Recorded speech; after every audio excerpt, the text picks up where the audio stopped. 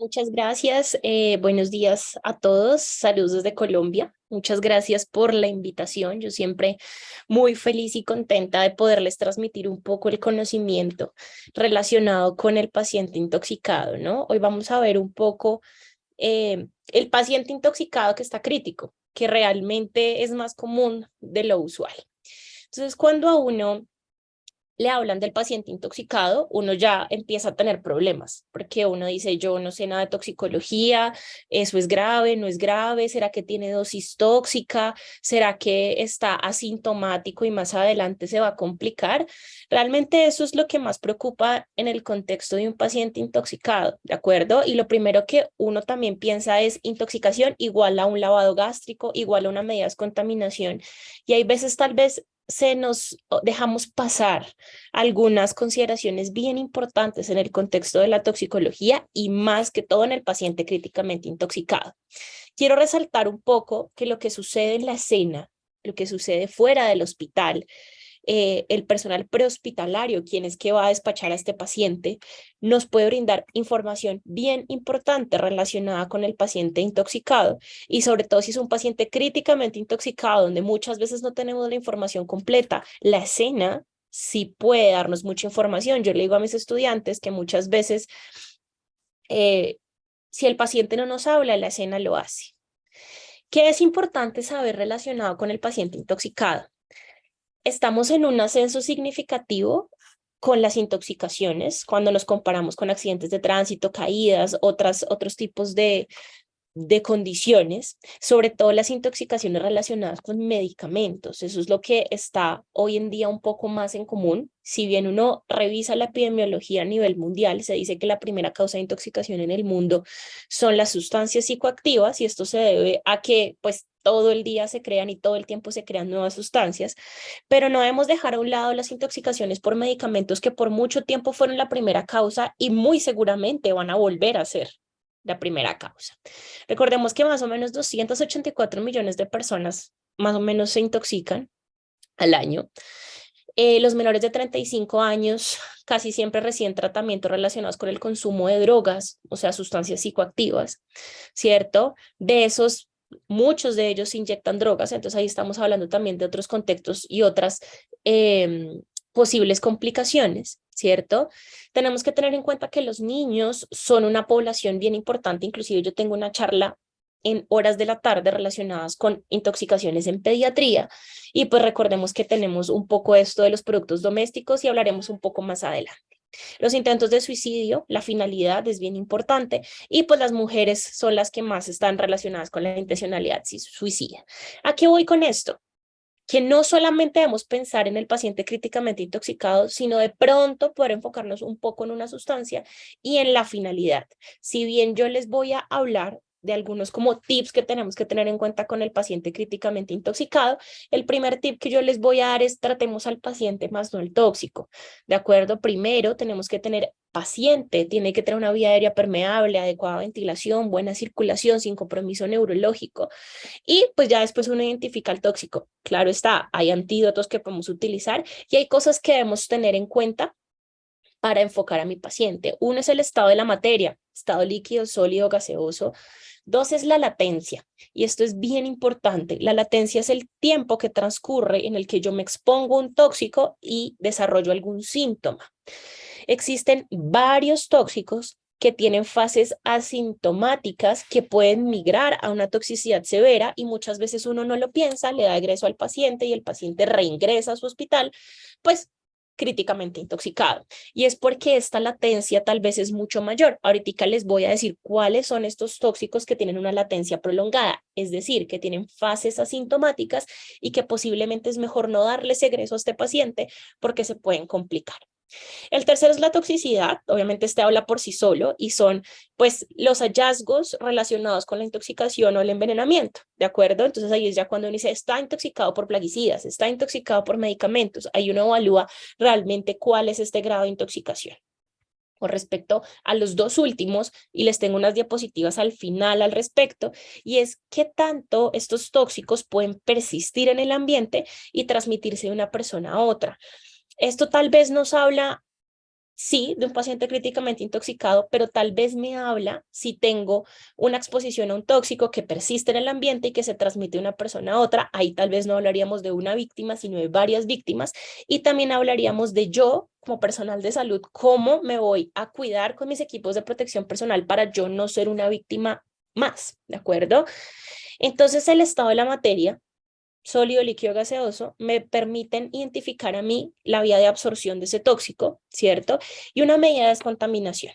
Quiero hacer la salvedad aquí y es que el paciente críticamente intoxicado, antes de pensar en un lavado gástrico, antes de pensar en un carbón activado, nosotros debemos tener paciente antes que el tóxico, ¿de acuerdo? Esto es diferente a cuando hablamos de una exposición a un material peligroso, donde primero, bomberos nos ayuda a hacer una medida de descontaminación y yo también como personal de salud debo pensar si realizo otra medida de descontaminación con el fin de qué, de disminuir la absorción del tóxico y también de yo no contaminarme como personal de salud. La latencia, lo que les digo, el tiempo que transcurre entre que yo me expongo y desarrollo un síntoma, eso permite identificar los hallazgos clínicos y si hay tóxicos que tienen fases asintomáticas o no.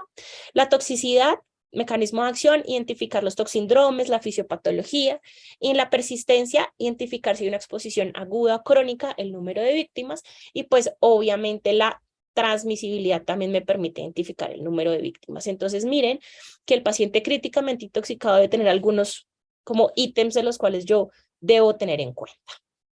No dejemos a un lado entonces la escena, se los he comentado, ¿cierto? La clínica de mi paciente y las complicaciones, es decir, ese tóxico, ¿qué complicaciones me va a generar a mí en mi paciente? Es por esto que yo debo hacer mi ABCDE completo, ¿cierto? La vía aérea, la ventilación, la circulación, el compromiso neurológico o identificar si hay algo neurológico en el paciente y la es de exponer a mi paciente. Recordemos que hay tóxicos que generan hipertermia, hipotermia, ¿cierto? Recordemos que hay tóxicos como armas de destrucción masiva biológicas donde obviamente exponer a mi paciente tiene diferentes riesgos. Y hacer el sampler, que básicamente es qué información para mí es importante obtener en los primeros 10 minutos de ese paciente. Entonces, ese de signos y síntomas, A de alergias, y yo siempre le he recalcado cuando hablo un poco del sampler, y es que la A de alergias no es solamente preguntarle al paciente, ¿usted es alérgico a algún medicamento? Y el paciente dice, sí, soy alérgico a la penicilina. Es importantísimo en el contexto de un paciente críticamente intoxicado preguntar al familiar, si es posible, porque muchas veces no tenemos esta información, es qué hizo en la alergia, porque no es lo mismo que un paciente haya tenido una lesión en la piel por una penicilina a un paciente que hayan tenido que intubarlo por una alergia a la penicilina. ¿Me explico? Es decir, que nosotros tenemos que identificar si esas alergias fueron choques anafilácticos, porque eso también me habla que posiblemente de pronto el paciente esté presentando una. En la M de medicamentos, aquí pienso que no es solamente importante preguntarle al paciente o al familiar, ¿sufre usted toma algún medicamento para controlar su presión, para controlar su azúcar, para controlar su colesterol? Eso es lo más común que uno pregunta, pero en el contexto de un paciente críticamente intoxicado debemos preguntar más cosas. ¿Usted en los últimos 5 días ha tenido que tomar medicamentos para algo? ¿Para la gripa, para la diarrea, para el vómito, para el sueño? ¿De acuerdo? Porque eso influye significativamente. ¿Usted tiene sus medicamentos completos? ¿Usted ha hecho las cuentas? Porque he tenido pacientes mayores de 80 años en los que por error se toman 2 o 3 tabletas de un medicamento cardiovascular. Eso también es importante. O en el contexto de niños, preguntarle a los familiares si les hacen falta medicamentos. En la P de patologías, digamos que se habla si tiene alguna enfermedad previa. En la L, que es de última ingesta, ahí en última ingesta debemos preguntar más cosas en el contexto de toxicología. Última ingesta no es solamente para evaluar secuencia de intubación rápida. Última ingesta es, usted ha consumido cafeína, usted ha consumido bebidas energizantes, usted ha consumido algún alimento de mar, pensando por ejemplo en envenenamiento marino, usted ha consumido, porque eso también es importante y me darán la razón, Muchos pacientes consideran que los suplementos nutricionales y los multivitamínicos no son medicamentos, pero si ustedes ingresan a bases de datos científicas y colocan alguna marca relacionada con suplementos nutricionales, van a salir varios artículos relacionados con toxicidad, porque desafortunadamente en Latinoamérica son sustancias que se adulteran fácilmente, ¿sí? Entonces yo he podido ver fallas hepáticas fulminantes, fallas renales que llevan a diálisis en el contexto de ingesta de multivitamínicos o suplementos nutricionales o medicamentos herbales. Entonces eso también es importante preguntarle al paciente. En la E, pues lo que sucedió, y en la R de riesgos. ¿De qué me sirve saber a mí que mi paciente está intoxicado? ¿Qué riesgo tiene? Y eso es lo que yo les voy a ir diciendo sucesivamente.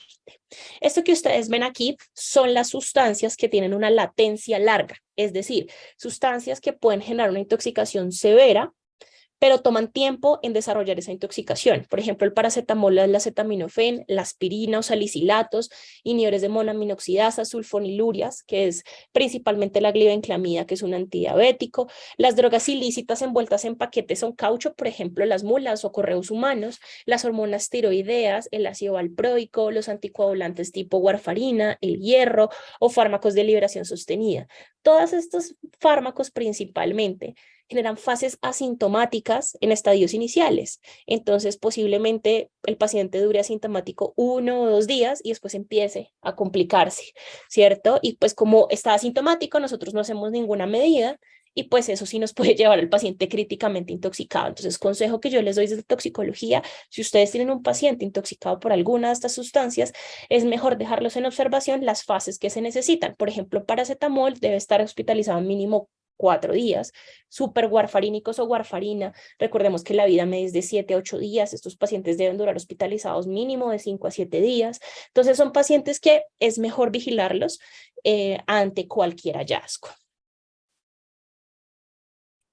Entonces ahí es como cuando le dicen a uno, ¿no? Nada es veneno, todo depende de la dosis, eso es muy frecuentemente en toxicología, lo dijo el papá de la toxicología, Paracelso.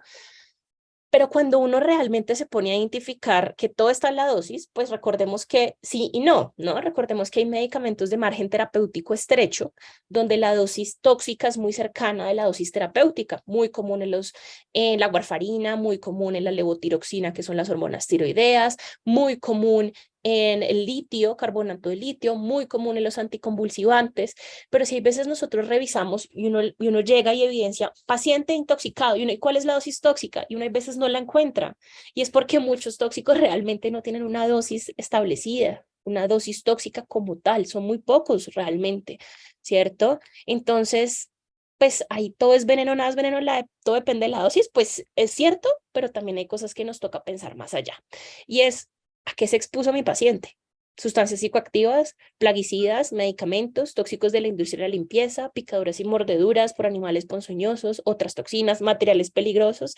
Entonces, más allá de pensar de la dosis, aunque en ciertas circunstancias sí es bien importante, pues identifiquemos principalmente la causa si es posible, o hay pacientes, yo no sé si han tenido que atender a este tipo de pacientes que llegan inconscientes y no hay más información.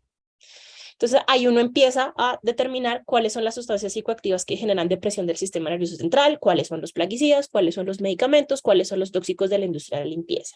Entonces, ese es el otro mensaje que les quiero dejar. Si ustedes tienen un paciente que está críticamente intoxicado y que realmente no tienen una causa clara, saquen 3, 4 causas de cada uno de estos y vamos estudiando y vamos mirando y vamos descartando. ¿De acuerdo? Muchas veces uno dice, no, pidamos un perfil toxicológico. Uno puede ver perfectamente en estas series de salud, New Amsterdam, Grey's Anatomy, donde piden hasta niveles de metales pesados y salen a los 2, 3, 4 horas, ¿cierto? Eso en la realidad no es tan así. Realmente un perfil toxicológico puede demorar 2 a 3 horas en salir para cocaína, marihuana, y el paciente, pongo un ejemplo claro en la mesa, paciente con falla ventilatoria, paciente con eh, necesidad de intubación, yo no puedo esperar un perfil toxicológico para saber si lo intubo o le coloco un antídoto. ¿Me explico?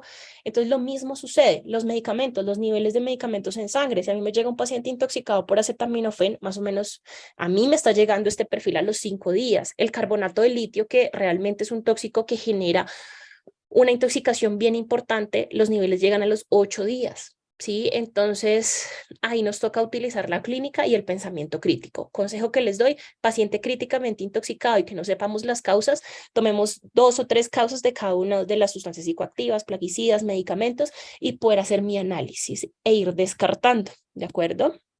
Entonces, por ejemplo, en sustancias psicoactivas, no solamente pensemos en lo más común, pensemos en los adulterantes. Hoy en día es lo que más se utiliza, las mezclas. Pensemos en drogas emergentes o nuevas drogas, medicamentos controlados como benzodiazepinas, barbitúricos, opioides, que realmente se está generando un gran abuso de ellos hoy en día. La parafernalia y es lo que me diga la escena. ¿De acuerdo?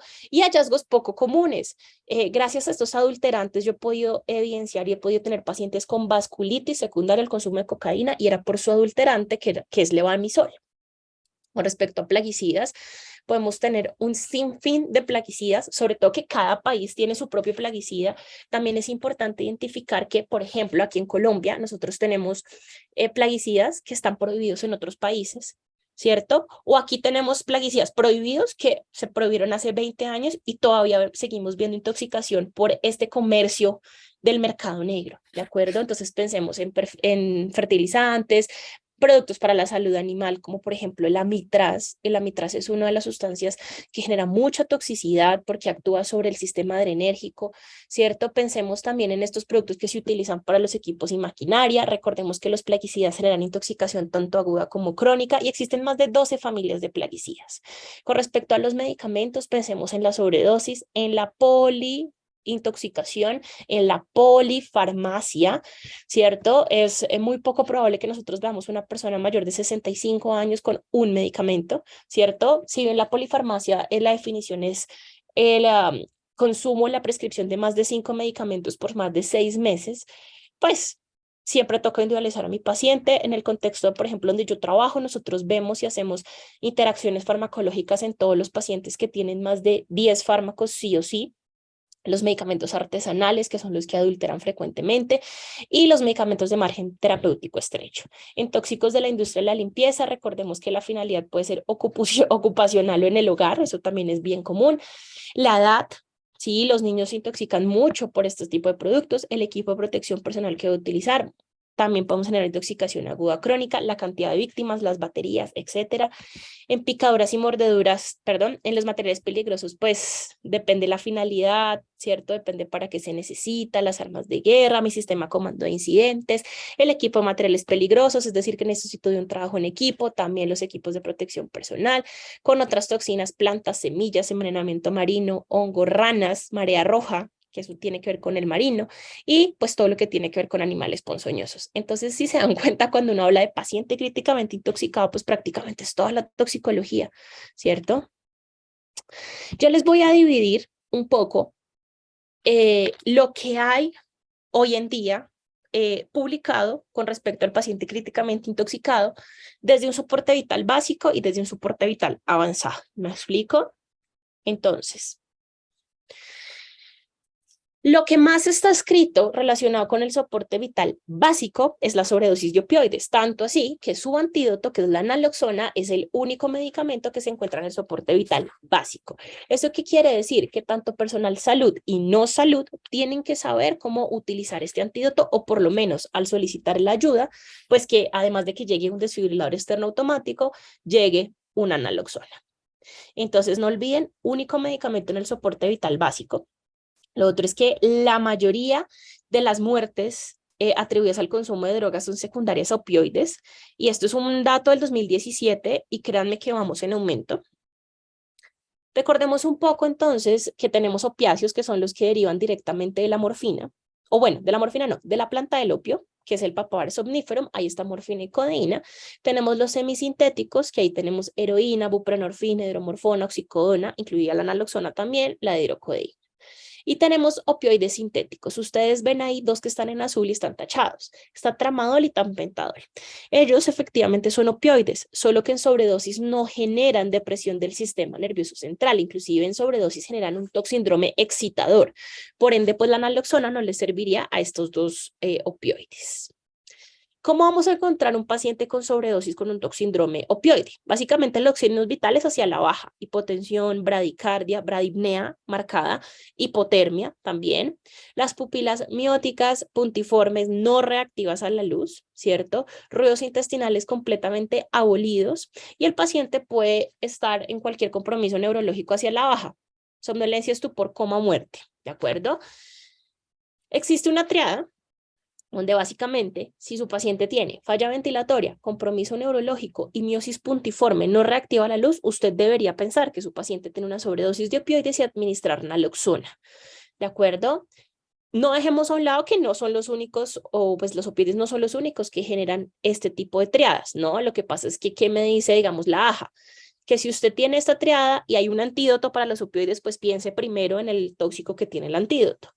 Otros diagnósticos diferenciales que me pueden hacer miosis, compromiso neurológico y falla ventilatoria. La intoxicación por organofosforados, la intoxicación por ácido valproico, por clonidina, por gamma hidroxibutirato, por nuevas drogas, entre otros. ¿Cómo puedo de pronto yo sospechar? Pues que yo administre la naloxona y que el paciente no revierta con el antídoto. Ahora, esto quiero dejarlo muy claro y lo copié tal cual de la guía de la AJA, y es que el tratamiento de sobredosis de opiáceos incluye RCP y la administración oportuna de naloxona, tanto en reanimadores LEGO, o sea, el personal que no es salud, y en aquellos que estamos entrenados. ¿Listo? Muy bien. Entonces, el antídoto, naloxona, que es un opioide, ¿de acuerdo? Un opioide antagonista, viene en ampollas de 0,4 miligramos en mililitros. Por ejemplo, aquí en Colombia no tenemos el spray nasal, pero pues también está disponible. En los adultos se coloca una ampolla y en los niños una dosis de 0,01 miligramos por kilo. Quiero hacer aquí una salvedad, y es que la dosis máxima de la naloxona es muy grande, ¿sí? Máximo hasta 15 miligramos, que eso son muchas ampollas. Consejo que yo les doy de toxicología: si después de 2 a 3 ampollas su paciente no revierte, pensemos en 3 cosas. Uno, que combinó con otra sustancia y esa otra sustancia es la que está primando y por eso el paciente no revierte.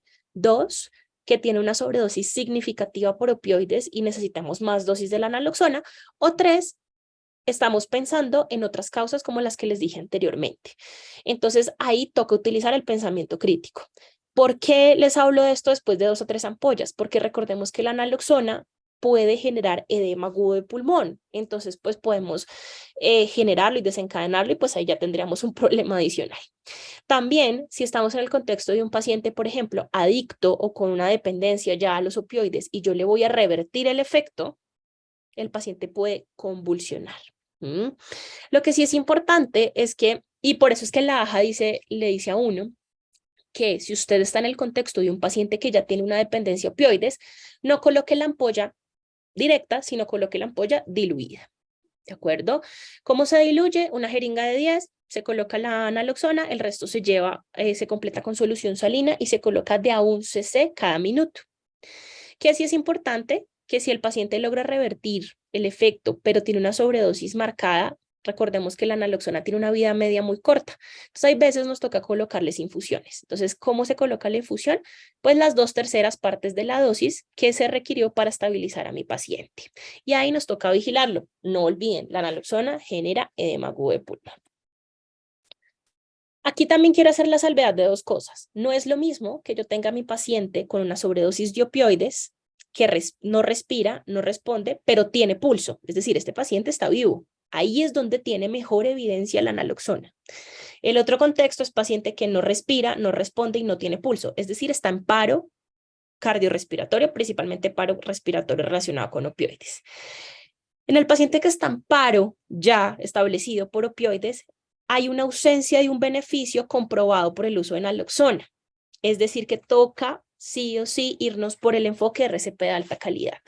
Muchas veces se dice que si su paciente está en paro respiratorio, coloque de una vez la naloxona. No, la AJA es muy clara en decir, si su paciente está vivo, pero está inestable, falla ventilatoria, compromiso neurológico, pero está vivo, coloque ahí la naloxona. Es lo que prima.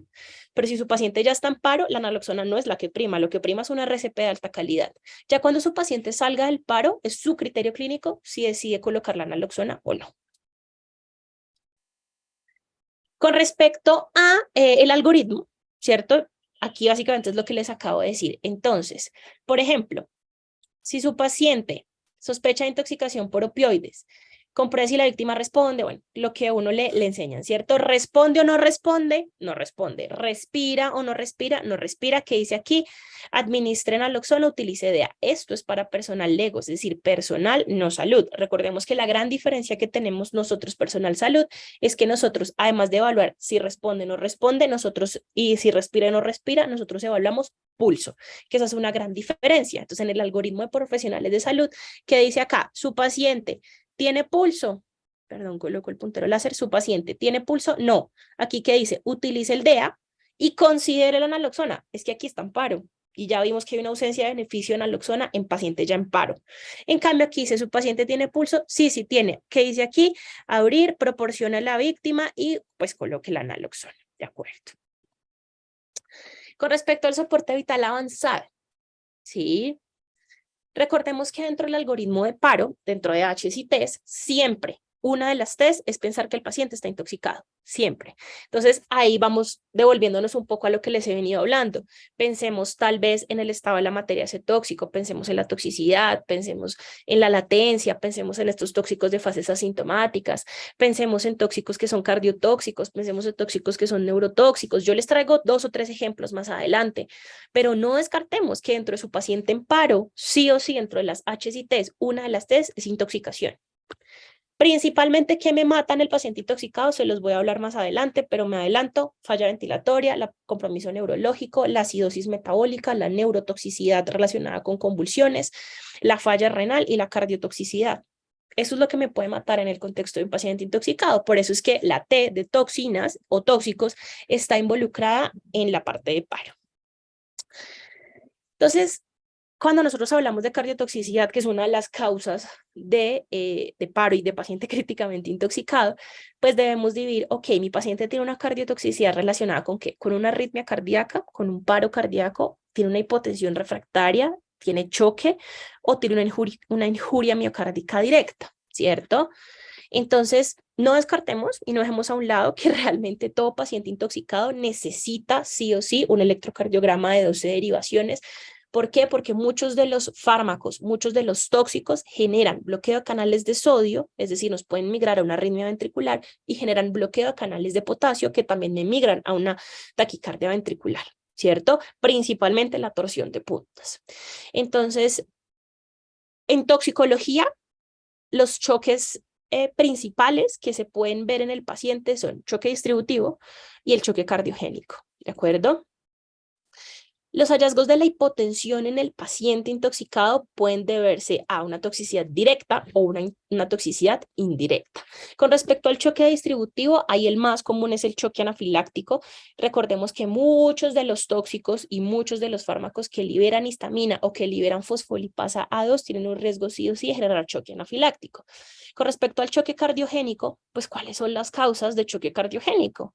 Los calcioantagonistas, los beta bloqueadores, los digitálicos. Esa es una triada que no nos puede faltar. Cuando usted tenga un paciente con choque cardiogénico, que tenga una hipotensión refractaria o que tenga una bradicardia extrema que no mejore al manejo convencional, usted debe pensar que su paciente está intoxicado con uno de esos 3, y eso lo dicen siempre los libros de toxicología, y lo nombran en un título grande: medicamentos cardiovasculares. ¿De acuerdo? Entonces, la principal causa de choque cardiogénico son los medicamentos cardiovasculares.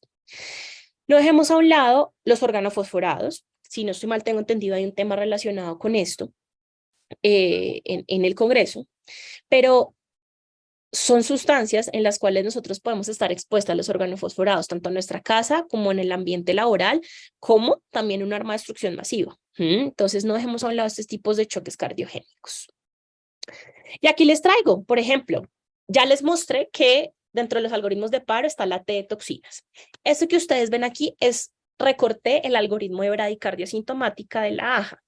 Miren que antes del 2020, que fue su actualización, en las causas no decía nada de toxicología, pero para el 2020 involucran y dicen: si su paciente tiene una bradicardia sintomática inestable, dentro de las causas tiene que pensar que el paciente tiene una intoxicación por betabloqueadores, calcioantagonistas o digoxina. Y si uno revisa el libro, quitando un poco el algoritmo, dice que también piensa en opioides y que también piensa en organofosforados. ¿De acuerdo? Entonces esto es bien importante porque antes no decían, y aquí nos están desencadenando este pensamiento crítico. ¿Qué me está diciendo? Que un paciente críticamente intoxicado pues me puede migrar a una bradicardia sintomática inestable y llevar a un choque cardiogénico. ¿De acuerdo? Y por eso es que ahí nos hablan pues de atropina, el uso de dopamina, el uso de adrena, ¿cierto? En el contexto de pacientes. La bradicardia sintomática se maneja exactamente igual. Bloqueo, bradicardia sinusal, bloqueo de primer grado, bloqueo de segundo grado MOVITS 1. Yo debería empezar con la atropina, ¿cierto? 1 miligramo cada 3 a 5 minutos hasta completar 3 dosis, que son 3 miligramos. Si mi paciente de entrada ya tiene un bloqueo de segundo grado MOVITS 2 o un bloqueo de tercer grado, tal vez colocar la atropina me predisponga más a un patrón ventricular. Entonces yo podría iniciar de una vez con dopamina, con adrenalina o con marcapasos. ¿De acuerdo? Sí o sí se maneja tal cual el algoritmo normal, pero la atropina tiene otros usos en toxicología, sobre todo en el paciente críticamente intoxicado relacionado con la intoxicación por organofosforados. ¿De acuerdo? Entonces no dejemos a un lado que la atropina no solamente me sirve para una bradicardia sintomática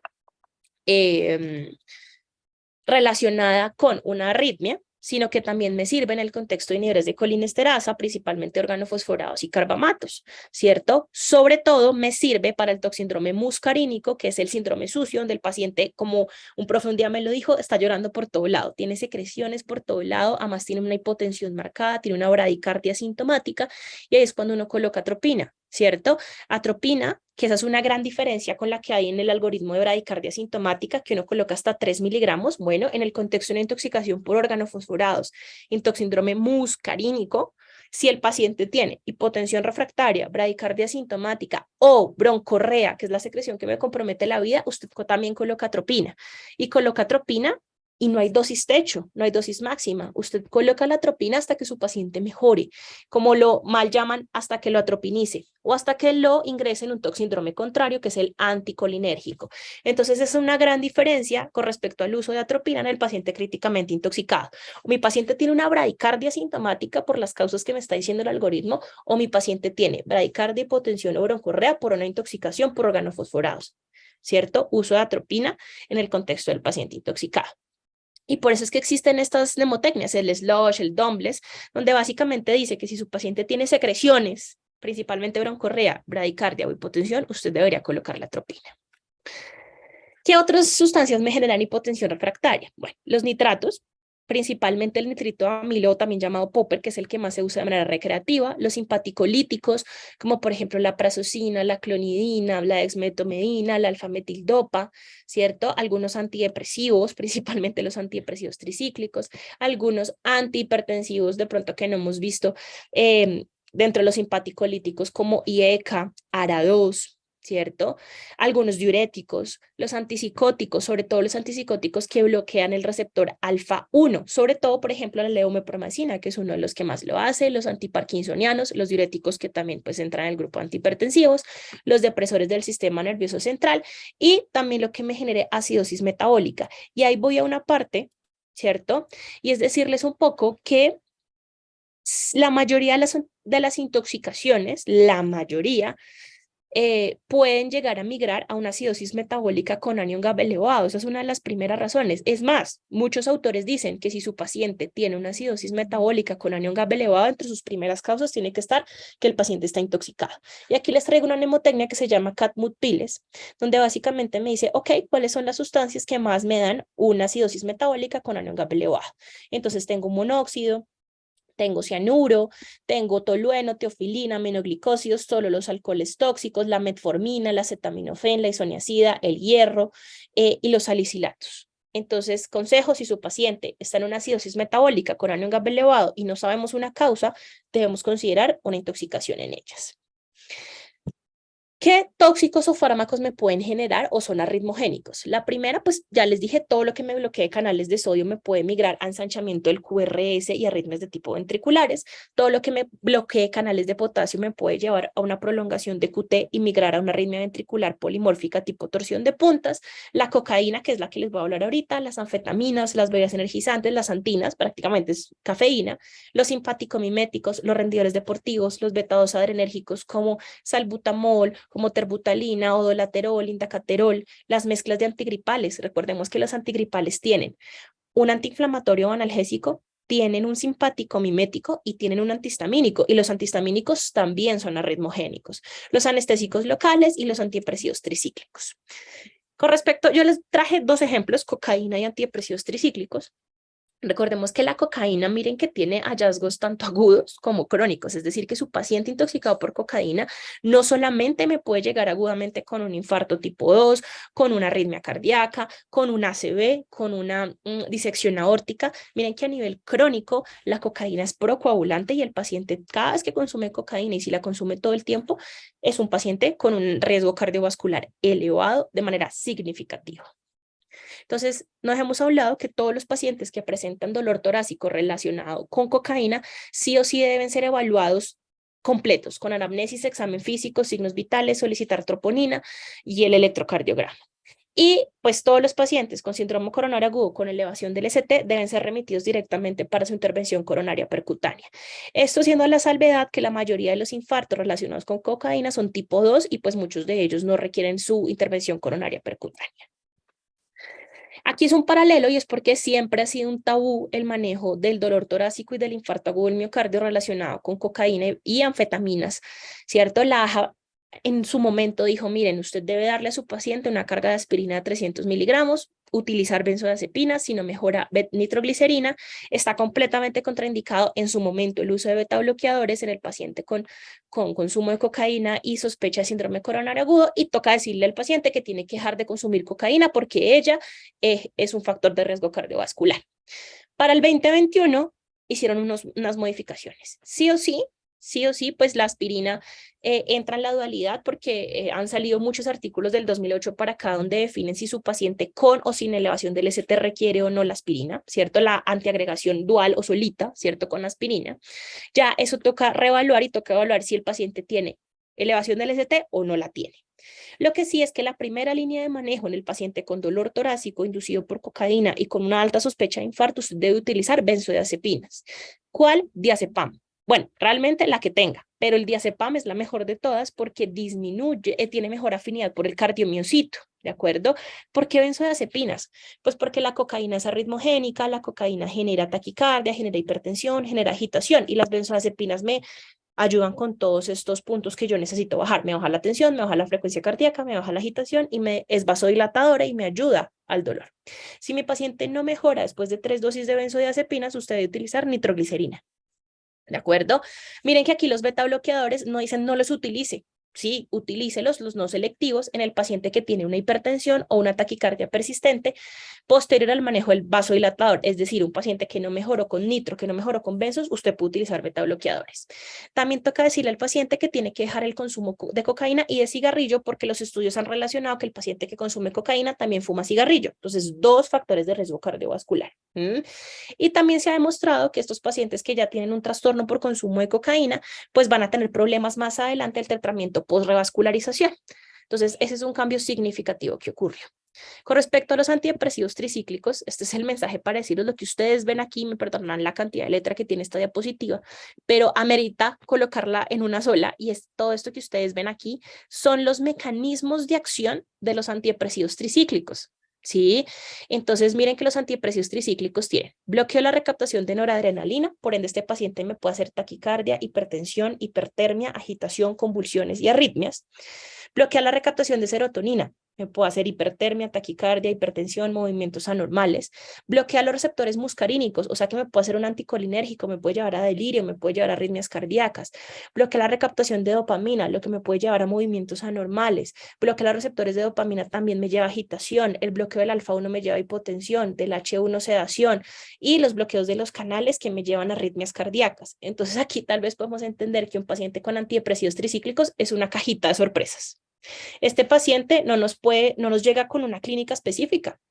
Lo que sí es que la mayoría de los pacientes que yo he manejado con antidepresivos tricíclicos llegan hipotensos, taquicárdicos y con alteración del estado de conciencia para intubar, ¿de acuerdo? Entonces, el paciente con antidepresivos tricíclicos es mejor evaluarlo detalladamente porque lo más probable es que no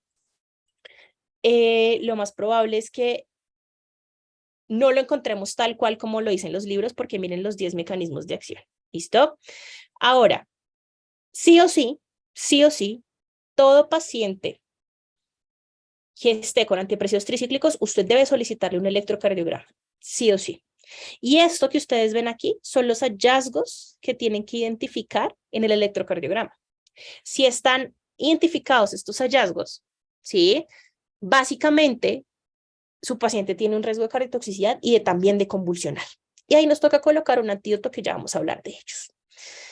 ¿Qué otros arritmogénicos hay? El alcohol, sí señores. El alcohol genera algo que se llama síndrome de corazón festivo o Holiday Heart Syndrome. Y básicamente el alcohol es una de las primeras causas de fibrilación auricular en el contexto de intoxicaciones. Entonces, si ustedes tienen un paciente borracho y está taquicárdico y está arrítmico, pues no va y sea con un compromiso cardiovascular bien importante y más que todo que esa alteración del estado de conciencia de pronto no se atribuía a la borrachera, sino que se atribuía a una inestabilidad. Los serotoninérgicos, anfetaminas, los alucinógenos, el litio, los triptanos y los anticolinérgicos también. Nos hemos hablado que todos estos también me pueden llevar a emergencias hipertensivas. Entonces, ¿qué antídotos podemos utilizar dentro del soporte vital avanzado? El bicarbonato es uno de ellos. Recordemos que pues se aumenta la concentración extracelular de sodio y se disminuyen los bloqueos de los canales de sodio cardíacos y también como trampa iónica. Entonces me sirve en acidosis metabólica causada por metformina y alcoholes tóxicos, intoxicación por salicilatos, fenobarbital, metrotexato y herbicidas del grupo fenoxi, las taquiarritmias secundarias a todas las sustancias que bloquean canales de sodio, sobre todo, por ejemplo, miren lo que vimos ahorita, la cocaína y los antidepresivos tricíclicos. Básicamente yo puedo colocar de 1 a 2.000 equivalentes en bolo y bolos adicionales cada 3 a 5 minutos hasta que el paciente mejore el QRS o hasta que se corrija la hipotensión o hasta que tenga un pH en este contexto. Otra cosa, yo puedo utilizarlo como trampa iónica. Anteriormente, antes, a todo paciente se le colocaba bicarbonato para favorecer la eliminación de un tóxico de características ácidas. Hoy en día ya no, solamente se coloca a los que les dije anteriormente. Y se coloca de 1 a 2.000 equivalentes por kilo. Este si no es en bolo, se puede pasar en una infusión lenta. Toca tener precaución en los pacientes con falla cardíaca, con trastornos electrolíticos o con injuria renal severa. El sulfato de magnesio, que es prácticamente el mejor amigo del toxicólogo, me ayuda para todos los bloqueadores de canales de potasio. Es muy útil para la torsión de puntas. Realmente es el antídoto de la torsión de puntas. Importantísimo calcular el QT y se pueden colocar o se deben colocar de 2 a 4 gramos diluidos en 500 a 100 mililitros de dextrosa y el paciente debe corregir la torsión de puntas. En caso tal de que no corrija, ahí ya nos tocaría migrar a una desfibrilación. Toca tener mucha precaución con los trastornos hidroelectrolíticos porque recuerden que todos los trastornos hidroelectrolíticos no pueden migrar a las arritmias. El calcio es otro de ellos, principalmente intoxicación por bloqueadores de canales de calcio que presentan bloqueo cardíaco compromiso hemodinámico, tanto así que los autores me dicen que si usted tiene un paciente con una intoxicación por calcio antagonistas y el de entrada ya está inestable, usted antes de pensar en un manejo convencional como el que conocemos, que es líquidos, que tal vez es adrenalina, noradrenalina, dopamina, usted debe iniciar con calcio, gluconato o cloruro, el que tenga disponible.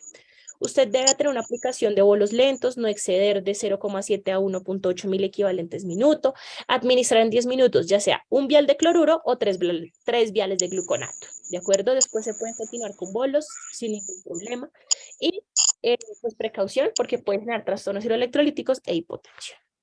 Existen otros antídotos, por ejemplo, el glucagón, que me aumenta la enilatociclasa cardíaca, ahí pues nos son útiles en sobredosis graves por antagonistas beta-adrenérgicos o beta-bloqueadores y también por bloqueadores de canales de calcio. La insulina, efectivamente la insulina a dosis altas de 1 unidad por kilo en bolo, es muy útil para choque cardiogénico secundario, intoxicación por beta-bloqueadores y calcio antagonistas. ¿Qué hace la insulina?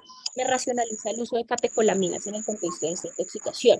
Las emulsiones lipídicas que todavía se está buscando la evidencia, realmente a mí me gusta mucho utilizar la intoxicación por digitálicos, veo mejoría significativa en mis pacientes, pero para otros tóxicos o fármacos liposolubles todavía falta aún mucha más evidencia porque recordemos que las emulsiones lipídicas fueron hechas para intoxicación por anestésicos locales, ¿de acuerdo? Sin embargo, hay reportes de caso para intoxicación por beta bloqueadores, calcio antagonistas, amiodarona, antipsicóticos, antidepresivos tricíclicos que tienen una estabilidad hemodinámica refractaria al manejo convencional.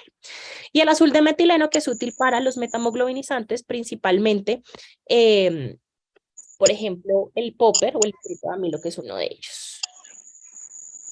¿Qué otros riesgos? Entonces, aquí vendrían siendo, perdón, aquí necesitadores es inhibidores. ¿Qué riesgos tenemos con los tóxicos que generan depresión del sistema nervioso central? Pues falla ventilatoria, broncoaspiración, el compromiso neurológico, la hipotensión, la bradicardia, la prolongación del QT, la hipotermia, entre otros. Adicional a eso, son tóxicos, perdón, me devuelvo, que pueden generar a largo plazo tolerancia, dependencia y adicción. ¿Y qué riesgo tienen los excitadores? Cocaína, anfetaminas, por ejemplo, otras sustancias como los antigripales, los simpático-miméticos, pues las arritmias cardíacas, las crisis hipertensivas, el infarto tipo 2, la agitación psicomotora que me puede llevar a rhabdomiólisis, las convulsiones, la injuria renal aguda, la agitación muy extrema que me puede llevar a muerte en la escena. Y recordemos un poco que algunas sustancias serotoninérgicas me pueden llevar a hiponatremia e hipertermia severa. Retos, las nuevas drogas. Realmente las nuevas drogas sí o sí el paciente nos llega inestable, eso es bien característico. Y ya entonces de lo último les tengo la parte de los materiales peligrosos, que básicamente es solo para darles unos tips, ¿cierto? Porque básicamente yo puedo tener paciente críticamente intoxicado en el contexto de compromiso de vía aérea, ahí tenemos los irritantes, en el compromiso de ventilación los asfixiantes, en los corrosivos nos pueden afectar toda la parte de la circulación y la de los nerviosos. Y en la E tenemos los biológicos. Miren que dentro de los irritantes tenemos un montón de sustancias que acorde a su solubilidad en el agua pueden hacer sintomatología de vía superior o inferior. ¿Cuál es lo importante de estos pacientes? Que me pueden migrar a falla ventilatoria y me pueden llevar a una neumonitis química, ¿de acuerdo? Con respecto a los asfixiantes, aquí con los asfixiantes tenemos que dividirlos entre sistémicos y simples. Los simples están butano, propano, metano, etcétera, y los sistémicos sí o sí hay dos bien importantes que es cianuro de hidrógeno y monóxido de carbono. Ahí, ¿qué es lo que hay? Pues no hay adecuada ventilación porque no hay intercambio gaseoso. Los simples, no hay oxígeno en el ambiente, los sistémicos, no hay oxígeno en nuestro cuerpo, o sea, no hay un adecuado intercambio gaseoso.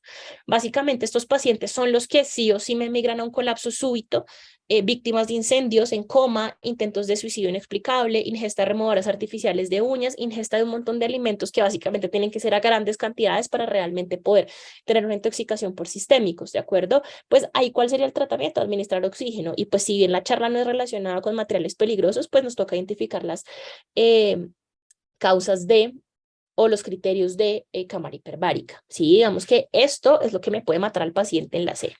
Con respecto a los corrosivos, tenemos bases fuertes, que ahí viene siendo, es al revés, pH mayor a 11, 12, y los ácidos fuertes es un pH menor a 3, ahí están al revés, donde básicamente los ácidos, pues las bases son mucho más severas que los ácidos porque generan una necrosis de licuefacción, en cambio los ácidos fuertes generan una necrosis de coagulación y pues obviamente me pueden llevar a una quemadura del paciente, a una deshidratación, etcétera.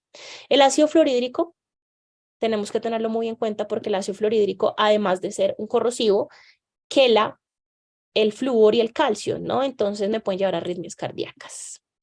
Con los colinérgicos o nerviosos, no me voy a extender mucho en esto porque básicamente yo sé que ustedes tienen una charla de organofosforados, pero pues no dejemos hablar de estas armas de destrucción masiva que cada día en teoría fueron prohibidas y pues cuando uno mira las noticias realmente no, y realmente son sustancias, armas de destrucción masiva que son las que más se están utilizando hoy en día.